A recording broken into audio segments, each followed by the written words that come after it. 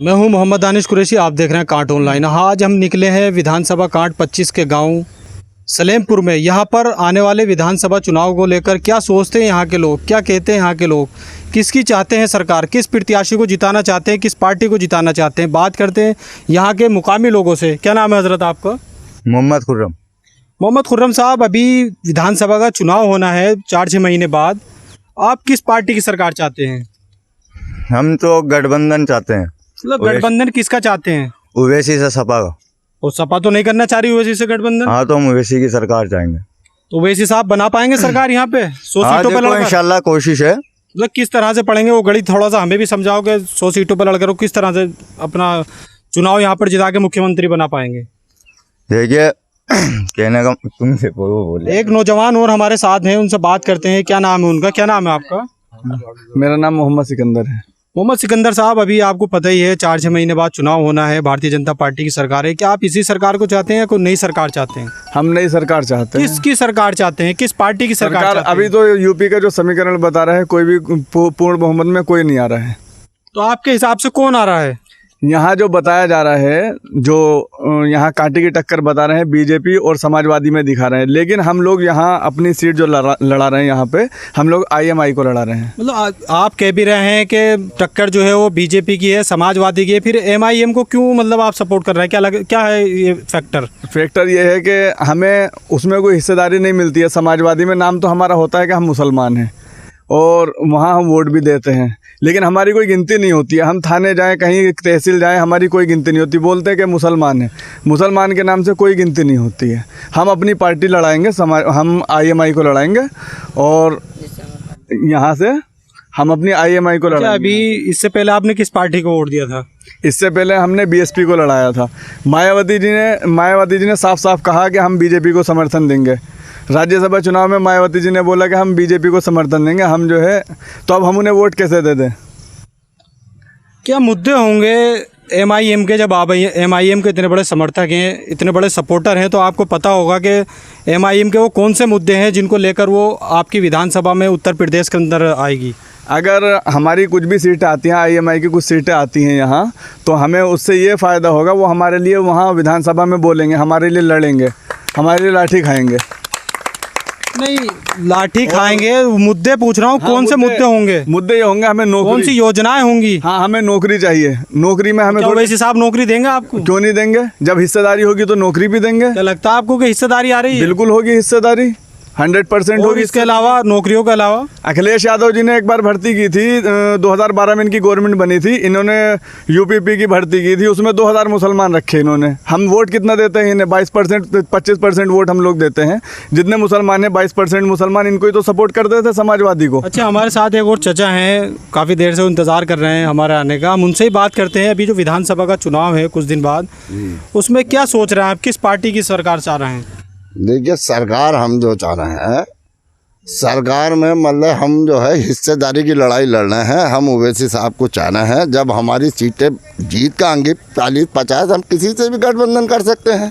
क्या लगता है आपको 40-50 सीट आ रही हैं? पिछली बार वही साहब चुनाव लड़े थे, एक भी सीट नहीं जीत पाए। बिल्कुल, ये तो सीट हमारी हमेशा पहले पीस पार्टी जीतती थी कांट से, और यहाँ कभी समाजवादी तो आज तक जीती नहीं है कभी भी। नहीं, समाजवादी पिछली बार दूसरे नंबर पर रही, अच्छे खासे वोट लेकर गई। आपका प्रत्याशी 4-5वें नंबर पर रहा।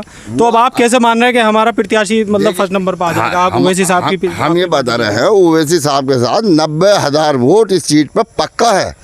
हाँ, मतलब किस तरह से उस आंकड़े को आप आंक रहे हैं जो पिछली बार 25 से 30 हज़ार के बीच में वोट लेके गई, अब 1 लाख कैसे ले जाएगी? वो आंकड़ा थोड़ा सा हमें भी बताएं। वो आंकड़ा हम बताते हैं। देखिए, ये है, यहाँ करीब 2 लाख वोट है मुस्लिम कम बढ़ती, कुछ थोड़ा कम हो सकता है जिसमें जो है बड़ी बिरादरी के 2 लोग आ रहे हैं, वो दूसरी पार्टियों से टिकट मांग रहे हैं। नहीं, अभी तो किसी पार्टी का किसी को टिकट ही नहीं हुआ। अभी क्या, अभी कह नहीं सकते, मांग रहे हैं, पार्टी बेस पे बात चल रही है। हाँ, और यहाँ जो है हमारा 2 लाख वोट है।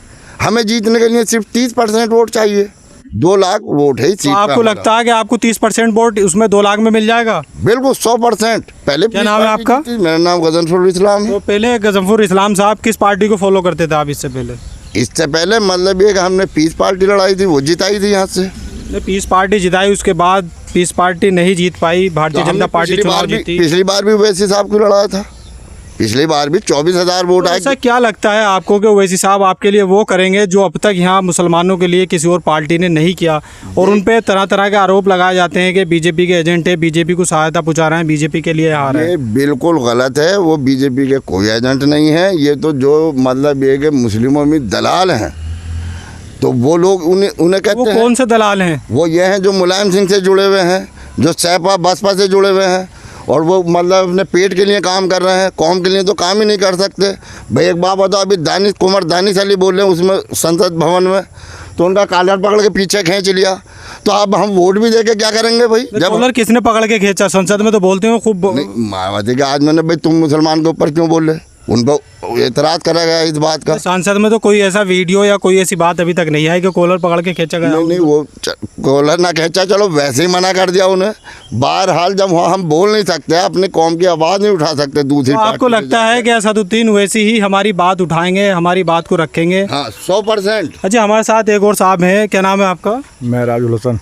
मिराजुल हसन साहब, क्या लग रहा है आपको? भाई मैं बाहर का रहने वाला हूँ, यहाँ का ही नहीं पता होगा वैसे। नहीं, बाहर का हो या आप यहाँ के हैं, मतलब एक उत्तर प्रदेश के अंदर कैसा महसूस कर रहे हैं आप? किस पार्टी की सरकार साहब जीतेंगे तो यह है कि आवाज़ उठेगी मुसलमानों की। मुसलमानों मतलब अभी तक आवाज नहीं उठी थी मुसलमानों को आवाज़। समाजवादी पार्टी है, उसमें आपका आजम खां है, लोग आजम खां को नेता मानते नहीं, मान रहे आपके? वो जेल में है। क्यों माने? तो अखिलेश ने साथ न दिया उनका। तो अच्छा, अखिलेश ने साथ नहीं दिया? ना अखिलेश। तो अब की बार समाजवादी की तरफ रुख नहीं है मुसलमानों का आपके नजरिए से, MIM की तरफ है? हाँ, MIM की तरफ। अच्छा, हमारे साथ कुछ नौजवान भी हैं, नौजवानों का क्या है, भविष्य में क्या सोचते हैं, किस पार्टी की सरकार चाहते हैं, इनसे ही बात करते हैं। क्या नाम है आपका? मोहम्मद इमरान।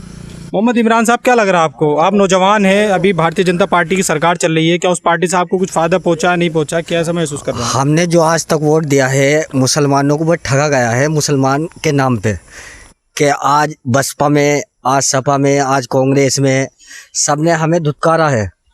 किसी ने भी हमारी आवाज़ नहीं उठाई।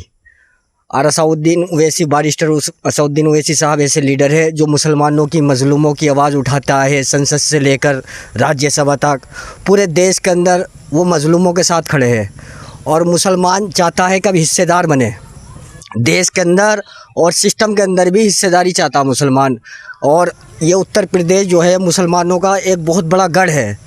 यहाँ जो सरकार बन सकती है वो मुसलमानों के दम पर बनाती है, कोई भी सरकार बनाए, बसपा हो या सपा हो। मतलब ये है, आपका कहना ये है कि मुसलमानों को जो है अब तक हर पार्टी ने ठगा है, चाहे वो सपा हो, बसपा हो, कांग्रेस हो, बीजेपी हो। हाँ। असदुद्दीन ओवैसी आपको आपका हक दिलाएंगे? बिल्कुल दिलाएंगे। उसमें हमें परसेंट चाहिए, नौकरी चाहिए हमें नौजवानों को। और यहाँ जो प्रशासन इस तरह का रवैया रहा, यूपी के अंदर गुंडागर्दी रही प्रशासन की बहुत ज़्यादा, तो मुसलमान की तो सुनवाई कहीं भी नहीं हुई। लेके थानों के अंदर उसे मारा ही गया है, लूटा खसूटा गया, उसके ऊपर केस चार्जेस लगाए गए हैं, नौजवानों को उठा के जेल में डाल दिया गया। तो इसकी आवाज़ असदुद्दीन ओवैसी नहीं उठाई है, राज्यसभा से लेकर संसद तक।